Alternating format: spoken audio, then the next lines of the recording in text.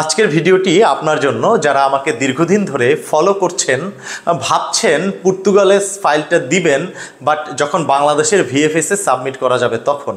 কিন্তু বাস্তবতা হলো, যদি বাংলাদেশে সাবমিট করার সুযোগ আসে এবং আপনি সাবমিট করেন, ফাইল জমা দেন, তখন কিন্তু ব্যাপারটা একটু ভিন্ন হতে পারে।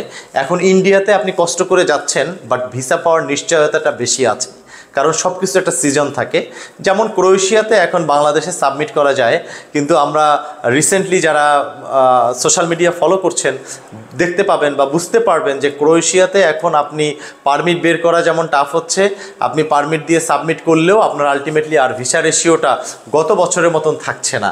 তাই সময়ের কাজ সময়ে করুন। যারা ভাবছেন আপনি পর্তুগালের জন্য ফাইলটা জমা দিবেন, এখনই আপনার জন্য রাইট টাইম। কবে আপনার সুবিধা মতন সময় আসবে তখন সাবমিট করবেন, তখন হয়তো সাবমিট করতে পারবেন কিন্তু আর যেতে পারবেন না। ধন্যবাদ।